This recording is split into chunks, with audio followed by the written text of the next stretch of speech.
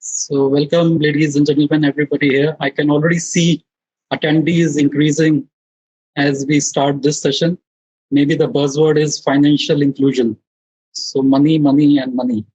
That is what I feel is the word go. But when we started the previous conversation, we started with Mr. Shori saying that money is not an issue.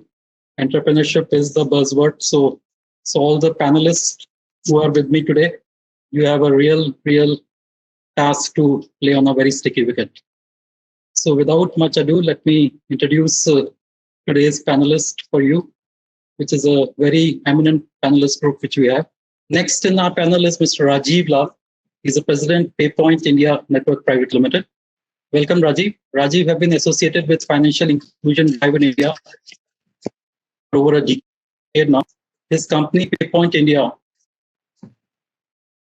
is an important space, ensuring large networks in India.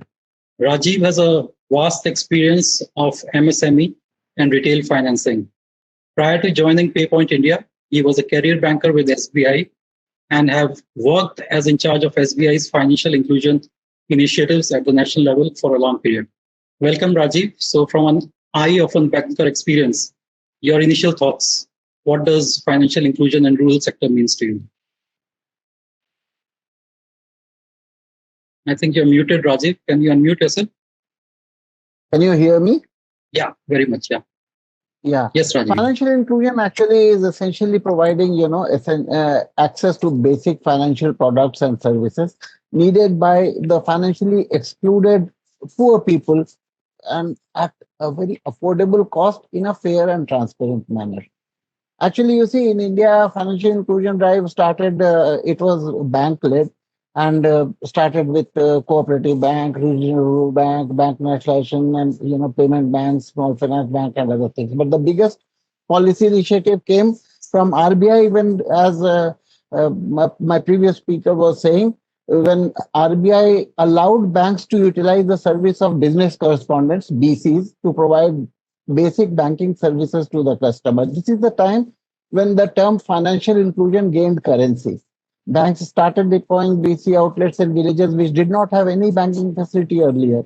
These BC outlets started opening bank accounts of the financially excluded people in the beginning. This is how financial inclusion started. So that's what I would like to say as the introduction. Great, Rajiv. So as I can take from you, affordable cost, fair and transparent, and for poorest of poor, that's your keywords. Coming from our experience of SBI, I very much anticipated that would be your key points at the start. Yeah. Let's go to Rajiv. I think let's hear from Rajiv what's his view, how much he agrees with so far with the panelists.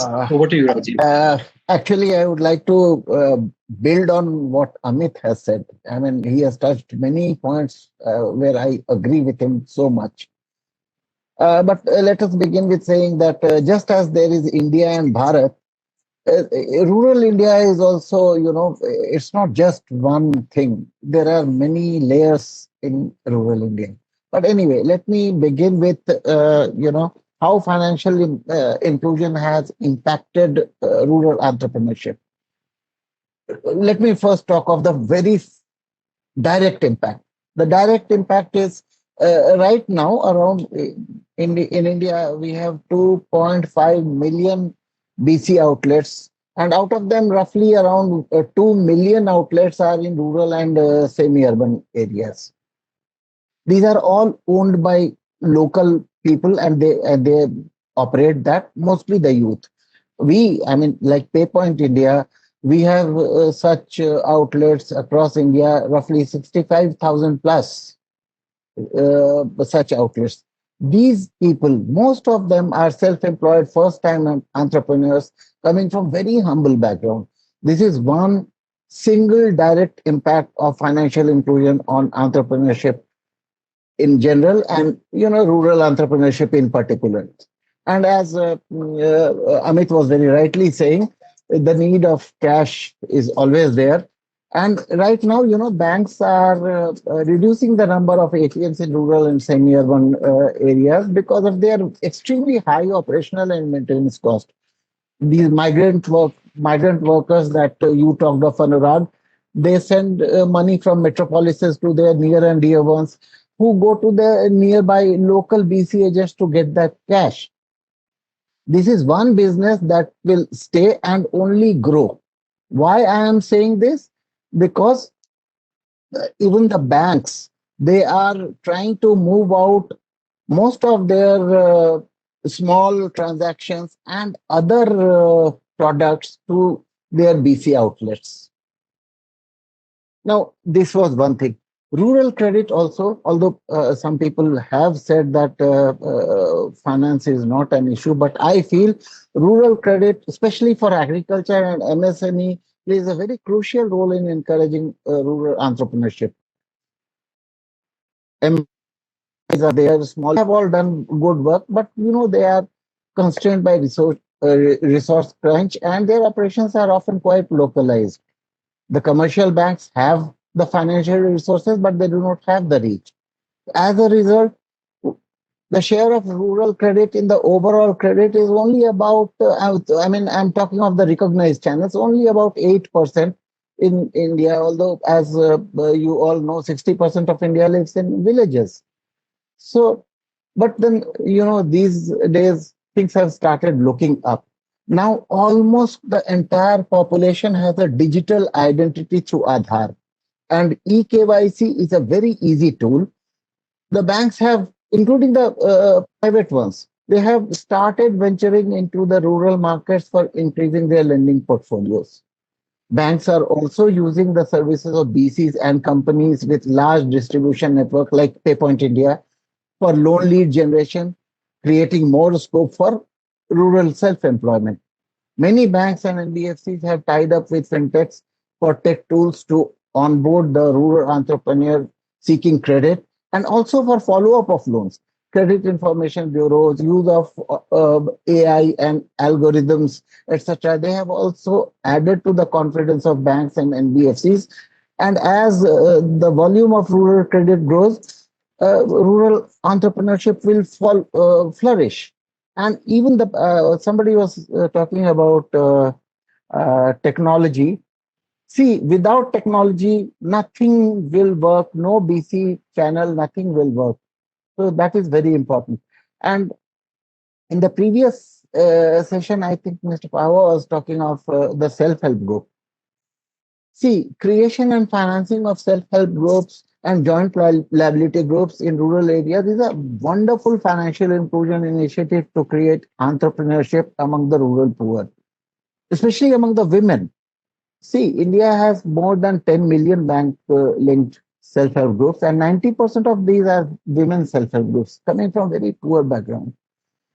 These SHGs have about 120 million members, and do you know their aggregate deposits with banks is more than 230 billion rupees.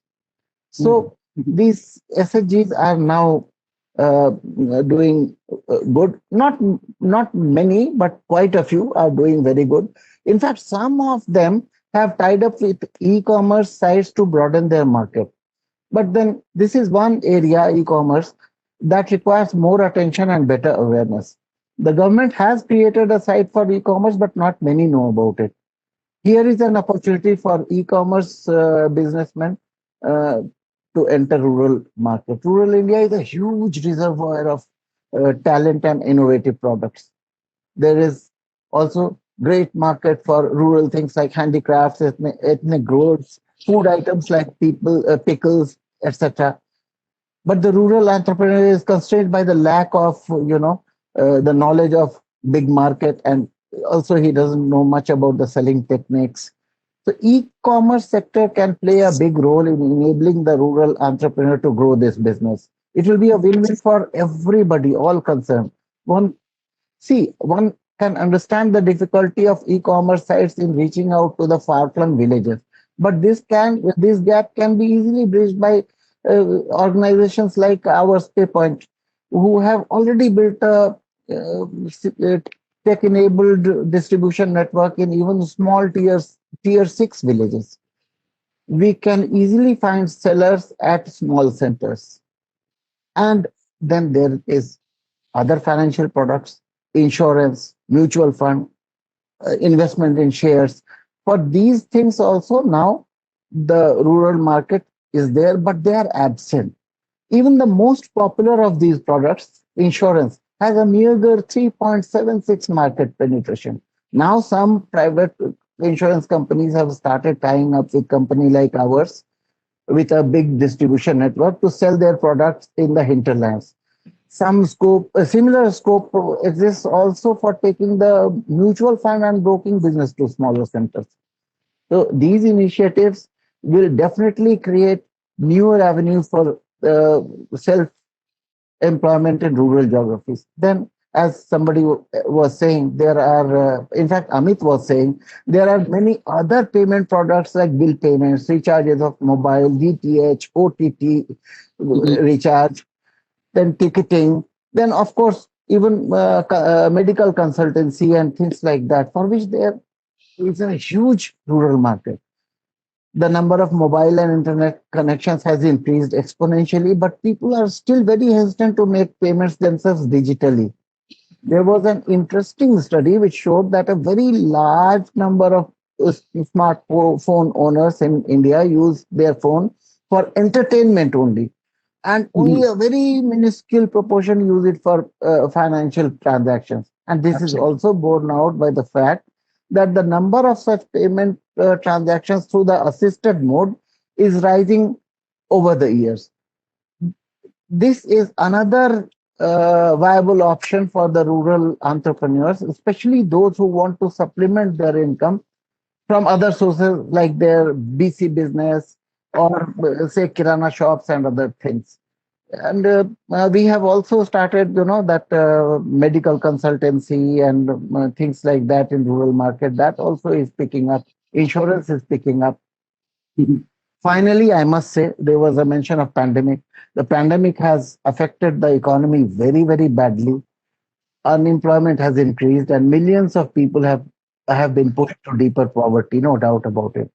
But this is a passing phase. Things have already started looking up. Financial inclusion has given a very strong foundation to the economy by making more and more people self reliant, giving a fillip to entrepreneurship across the country. This, I think, will benefit the nation immensely in the long run. Thank you. That is all I had to say. Anurag, if you Thanks. have Yeah. any questions, Yeah. Yeah. welcome. Thanks, Rajiv. Thanks, Rajiv, for that really informative session of yours. So, as you rightly said, pandemic we should look as an opportunity in crisis, and companies like yours and others who are on panel. This is, as I said to Amit as well, this is an excellent opportunity for companies like you to showcase. And this is the time when there's a large scale migration still not moved out of the villages, and this is the time when companies like yours can play a very important role to stop them there and help them do something much more better than what they do when they migrate to bigger cities.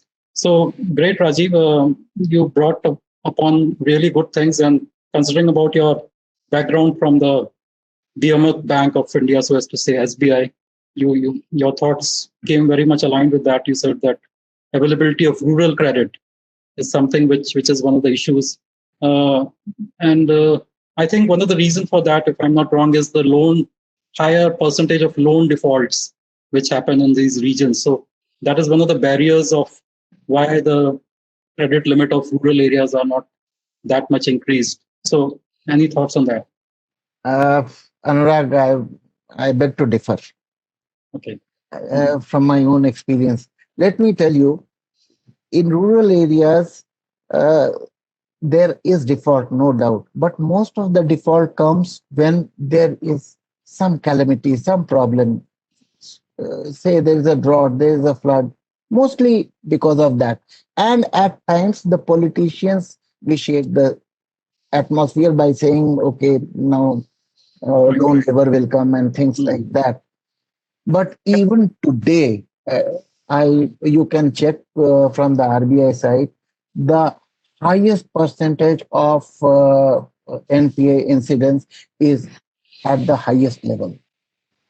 Yeah. You're Yeah, actually you're the drifting to a people, different. the Right. people who take money and then leave Yeah. the country and fly away to other places. Yeah. You So know, they we are are drifting the to a people. different. They are the real culprit. Those Mhm. people, and especially, I tell you, I was a regional manager of a, I mean, very underdeveloped area in Bihar. Mhm. Uh, Even small loans people used to repay. It is a Right. matter of how, I mean, you have to educate people, you have to follow up with them. If you don't do that, then, there are many things. And see what happens many times, people, because they are so poor, even a small illness in the family makes them unable to repay the loan. That is the issue. I think you've They, touched another important point of healthcare. So health insurance, which is a Yeah, that big is why buzzword. So my company PayPoint has started this consulting service also, medical consulting service for the rural area. in the current scenario, maybe CII not, if they are listening, they can arrange one more session, and that is one more important thing in rural setup which is needed. So thanks. And okay, Yeah, okay. Sorry, I just wanted to add yeah, one more quickly. Yeah, small yeah. thing. We're running out of. Yeah, Yeah, right. I know. Just one Mhm. small thing. Even the government thing, like insurance scheme, Jeevan Jyoti and Suraksha Bima Yojana. I have seen the money coming. Many people have died in this pandemic. The money Mhm. coming from Jeevan Jyoti Bima, 2 lakh rupees at a time when the widow had absolutely no other means to get any finance. She got it within 15 days, 2 lakh rupees. It was a huge thing. You could see the kind of gratitude in the eyes of that woman. So these things are happening, but yes, we are still far from. Yeah, thanks, Rajiv. So pleasure listening to you. Questions, few of them which came in chat, and then questions which were sort of given to me as well earlier by a few of the joinees. One very pertinent question which I'll put to all the panelists, and I would request them to speak 30, 40 seconds each. We are short of time, but very pertinent question which is coming from a very large section of people over here is, as a company, as an organization which you represent, how can you stop the reverse migration, which everybody feels is the right stage today, when a lot of population which has migrated back to the rural setup? As a company, as an organization of yours, how can you help? How can you stop them going back? Rajiv, what's your take? See, our Brainstorm. company, PayPoint India, has given not employment, entrepreneurship. They are working right there in the village to about 65,000 people, and this number is growing. But the point is that, see, there is a world of a difference in infrastructure at a rural center and an urban center, whether it be health or whatever. So because of that, we can do a limited bit. The bigger thing has to come from the government, because infrastructure and other things, small companies like ours cannot build. We can give employment to maybe two, three, four, 5 persons in a village, but village will, unless the infrastructure quality changes, nothing can be done. There will be migration. Great, thanks. So Rajiv, your points are very different from the previous panel, which said that government can't do everything, but you feel that government has to do a lot more. That's what I can judge from your closing comments.